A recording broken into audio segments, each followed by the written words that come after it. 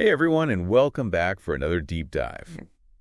We like to get into the nitty-gritty here, and today we're going to be talking about something that maybe doesn't sound that exciting, but trust me, it's a big one. It's the art of saying no. Interesting. Yeah, so we're using this book, The Art of Saying No, protecting your time, energy, and focus as our guide for this one, and I think you're going to be really surprised by some of the stuff in here. I'm intrigued already. Yeah, well, so many of us, I think, struggle with this whole saying no thing, right?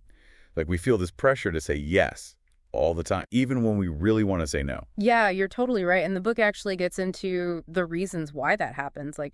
Maybe it's the fear of disappointing people, or we don't want to miss out, or maybe we're just not really clear on what our priorities are. Yeah, like we're just on autopilot, kind of reacting to everything that comes at us instead of being more intentional about our choices. Right. Exactly. And the book really emphasizes that there's a cost to that.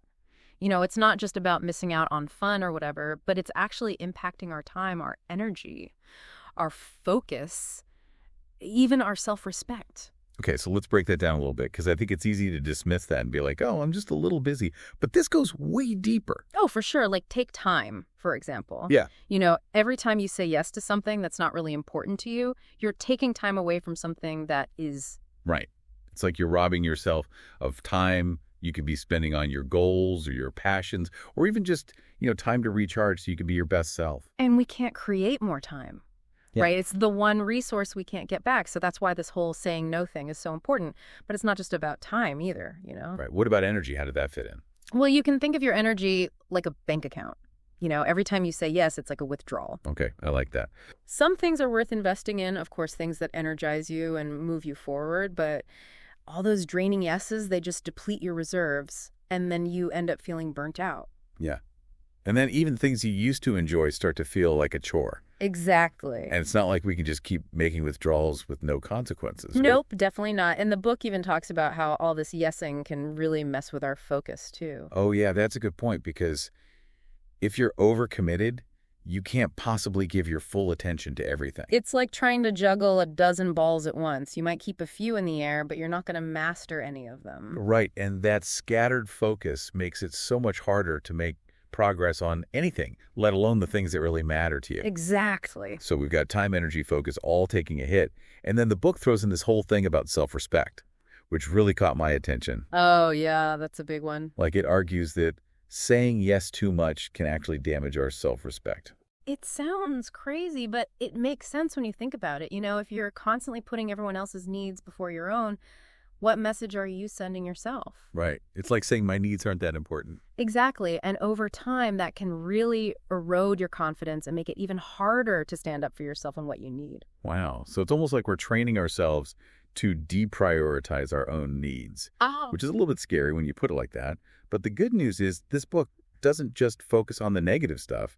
It actually flips the script and shows how saying no can be incredibly empowering. That's a key takeaway. It's not just about avoiding the downsides. It's about unlocking all these amazing benefits. And one of the biggest is this feeling of control that you get back. Instead of just constantly reacting to other people's demands, you're consciously deciding how to spend your time and energy. So it's about being intentional with your choices, not reactive. And I'm curious, how does that translate into a greater sense of freedom in our lives, like on a day-to-day basis? Well, think of it this way. Imagine your life is a garden, right? And saying yes to everything is like letting weeds just run wild. They choke out the plants that you actually want to grow. Oh, I like that analogy. So when you start saying no, it's like you're pulling out those weeds and creating space for the things that really matter to you to thrive. So it's about clearing out the clutter and making room for what you actually want to cultivate in your life. I love that visual. But, one thing that surprised me in the book was this idea that saying no can actually earn you more respect from others. Yeah, it seems counterintuitive, Yeah. right?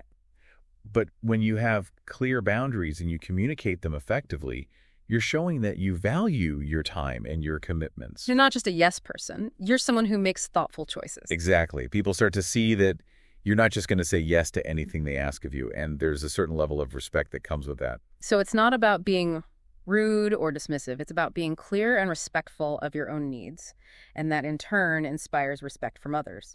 Exactly. It's like that saying, you teach people how to treat you. Right. And yeah, that ties into another big benefit that the book talks about, which is self-trust.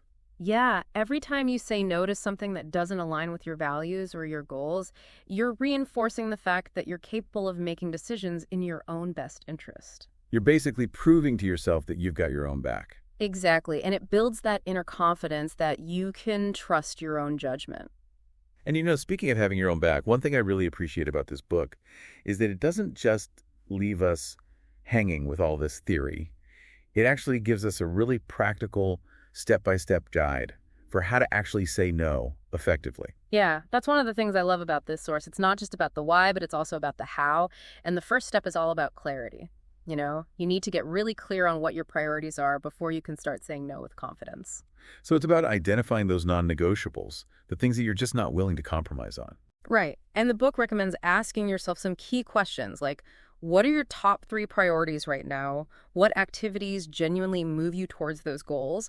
And on the flip side, what drains your energy and pulls you off track? Right. So it's like creating a filter for your decisions. Does this opportunity align with my top priorities? Does it energize me or drain me? Those answers kind of become your guideposts. Exactly. And the next step is all about reframing how you think about no, instead of seeing it as this negative rejection, you want to start viewing it as a positive act of self-care. So it's about honoring your own needs and making sure you have the time and energy to show up fully for the things that really matter. Choosing yourself not out of selfishness, but out of self-respect. Yeah, exactly. And once you've shifted that mindset, the next step is all about using simple, firm language to actually communicate your decision. You don't need elaborate excuses or anything, just a clear, concise no. And the book even gives some helpful phrases like, thank you for thinking of me, but I'm unable to commit to that right now. Straight to the point.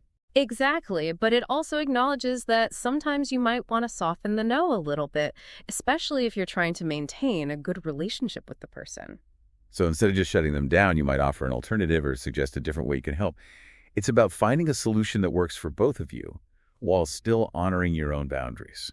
That's a great way to put it. And the final step, which is probably the most important one, is practice. Like any new skill, saying no gets easier the more you do it. You got to build up that no muscle. Exactly. Start with smaller requests and gradually work your way up. And the book even talks about how to deal with the guilt that inevitably comes up.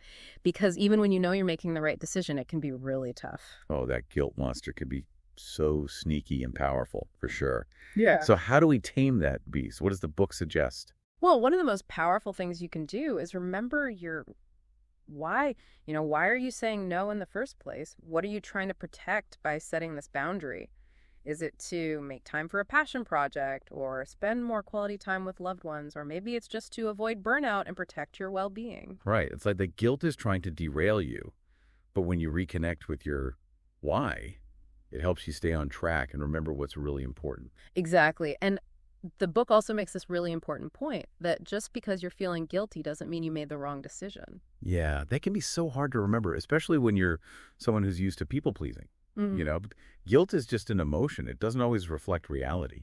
It's true. You can care about others and still set boundaries. In fact, taking care of yourself allows you to show up more fully for the people you care about. It's not selfish at all. It's actually quite the opposite. And I love this piece of advice that the book gives, which is that you are not responsible for other people's reactions. So true. You can communicate your no with kindness and respect, but you don't have to take on their emotional baggage. Their feelings are their responsibility, just like yours are yours. Yeah, it's like you're stepping off that emotional roller coaster and giving yourself permission to not get swept up in it. Yeah. Which is so freeing. But, the book also points out that we live in a culture that's kind of obsessed with busyness. Like saying yes to everything is a badge of honor. Oh, it's so true. There's this pressure to be constantly productive and available, and saying no can feel almost rebellious in that context. Right. It's like you're going against the grain. But it's so important to remember that you get to choose how you spend your time and energy. You are not obligated to say yes to everything. You have the power to decide. And for our listeners who are all about efficiency and maximizing their time, mastering this art of saying no is like a superpower. It's a shortcut to creating a life that really reflects your values and priorities. Absolutely. Instead of feeling overwhelmed and scattered, you can focus on what truly matters and make real progress towards the things that light you up. So as we wrap up our deep dive into the art of saying no, we want to leave you with this challenge. What is one thing you will say no to today to reclaim some of your time and energy? And on the flip side, what is one thing you'll say yes to that truly brings you joy? Remember, no is a complete sentence. You don't owe anyone a long explanation. Trust your intuition, honor your needs, and go create a life that feels authentically yours.